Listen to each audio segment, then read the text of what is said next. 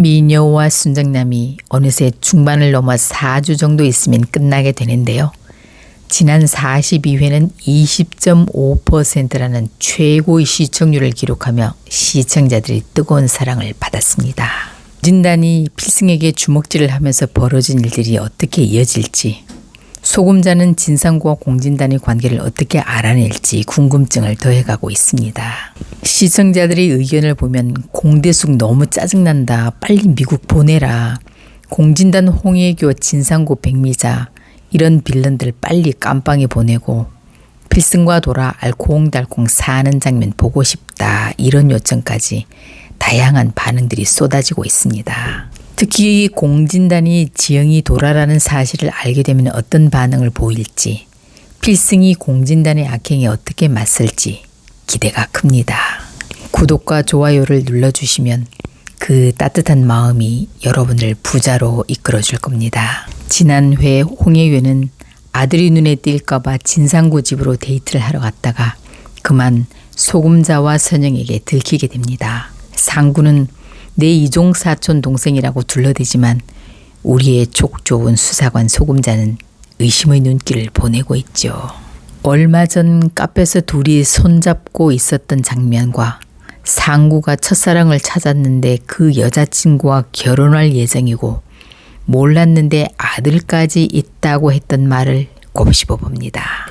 그런데 난감한 상황을 벗어난 애교는 상구에게 왜 저런 집을 얻었어? 아이 재수없어. 왜? 저 집 아들이 우리 진단이 양자 자리 뺏어갔단 말이야. 그 집 아들이 우리 집 덜 떨어진 말이 오빠라고.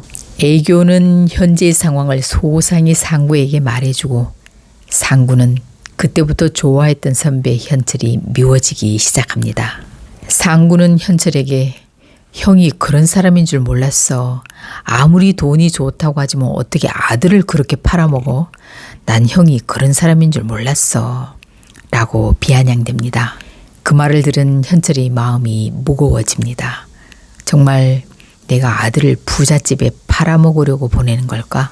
선영은 필승이 잘 알아서 결정한 일이니 믿으라고 하고 소금자는 필승의 앞날을 위해 잘한 결정이라고 현철을 위로합니다.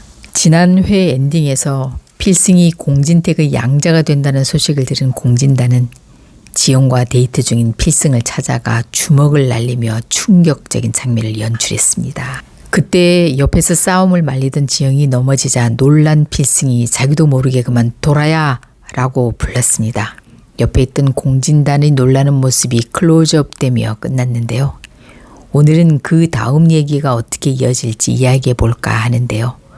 물론 저의 뇌피셜이라 본 방송과는 다를 수 있습니다.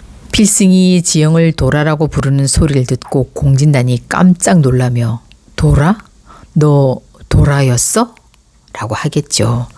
그러나 지영과 필승은 도라는 무슨 누가 도라야?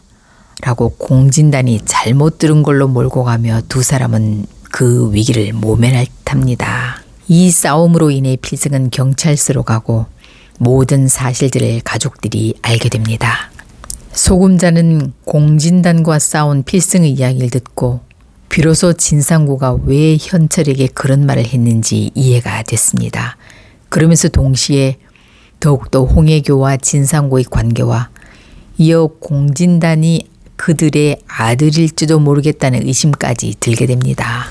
그러나 이런 말은 또 함부로 입 밖으로 낼 수도 없는 일이라 혼자 작전을 개시합니다.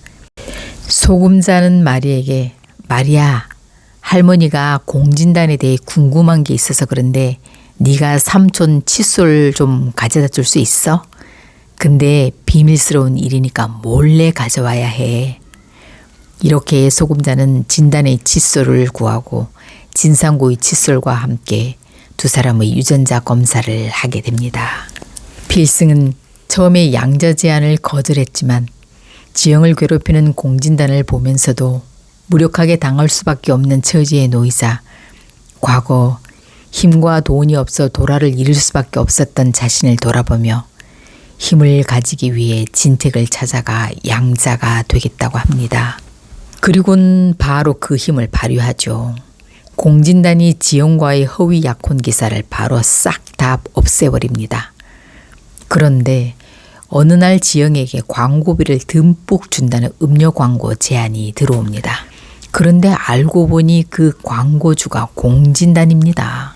과연 지영은 어떻게 할까요? 그 광고를 할까요? 거절할까요? 이렇게 싫다는데도 계속 들러붙는 찍찍이 진단을 어떻게 뗄까요? 필승이 힘을 발휘해야 되겠죠. 앞으로 필승이 진택의 양자가 되어 어떻게 힘을 발휘하게 될지 기대됩니다. 한편 마리에게 막말을 하며 도준이 앞길 막지 말고 헤어지라던 백미사는 마리가 APP그룹 고명딸이란 걸 알았으니 태도가 돌변합니다. 우리 아들 도준이가 재벌딸을 물었구나. 이게 웬 떡이야?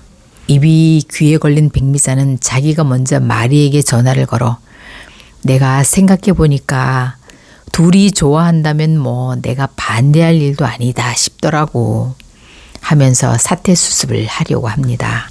그러나 후에 마리를 통해 이 말을 들은 도준은 백미사의 속내를 간파하고 백미사를 찾아가 마리에게 접근하지 말라고 단호하게 말합니다. 마리는 앞으로도 도준 덕분에 안전하게 살 듯 싶습니다. 도준이 이렇게 상황 파악을 잘하고 맺고 끊는 걸 잘하는 거 보면 후에 APP그룹 사회가 돼도 손색이 없을 듯 보이네요. 지난번 백미사는 순정의 골드바를 훔쳐 도박을 하러 갔었죠. 순정은 그 금덩이를 본 사람이 백미사밖에 없으니 당연히 동동이 네가 가져갔지? 지영이 결혼하면 쓸 건데 빨리 내놔 라고 난리를 합니다. 돌아 도식도 자신을 의심의 눈빛으로 바라보자 백미사는 치매에 걸린 미친 노인네가 자기에게 누명을 씌운다며 사태를 모면하려고 합니다. 공진단은 지영이 싫다는데도 촬영장에 커피차까지 보내며 헤어지는데도 시간이 필요한 거야. 내가 마음 정리될 때까지 난 널 만나야겠어. 라는 식으로 괴롭힙니다. 지영은 이건 폭력이라고 말하지만 쉽게 떨어질 것 같진 않고 아무래도 필승의 지략이나 힘이 필요할 듯 보입니다. 필승은 선배 기사를 통해 필리핀에 있는 재연 배우 황정식을 찾아내 조만간 공진단이 지었음을 밝혀낼 겁니다. 결국 공진단은 소금자에 의해 진상고의 아들임이 밝혀지고 필승에 의해 천하의 못된 짓을 한 나쁜 놈이었다는 게 만천하에 드러나면서 모든 걸 잃게 될 겁니다. 다음 화에 필승을 친 그 뺑소니차의 범인이 밝혀질 것 같은데요. 현재 많은 시청자들은 진상구가 범인이라고 생각하고 있죠. 진상구가 그동안 못한 애비 노릇을 하고 싶어하고 또 홍익규로부터 큰 돈을 이유는 말하지 않고 받아가는 장면도 있었기 때문이죠. 이런 걸 보면 진상구가 범인으로 보이는 건 사실입니다. 그러나 우리가 예상치 못한 의외의 인물이 범인일 수도 있는데요. 저는 공진단이 의심스럽습니다. 왜냐하면 그가 공감력 떨어지는 집착남 사이코패스로 나오고 있어서 그가 사람을 시켜 이런 일을 저지른 게 아닌가 의심되기도 하거든요. 다음 화에서 과연 어떤 반전이 기다리고 있을지 기대됩니다. 재미있게 들으셨다면 구독, 좋아요 부탁드립니다.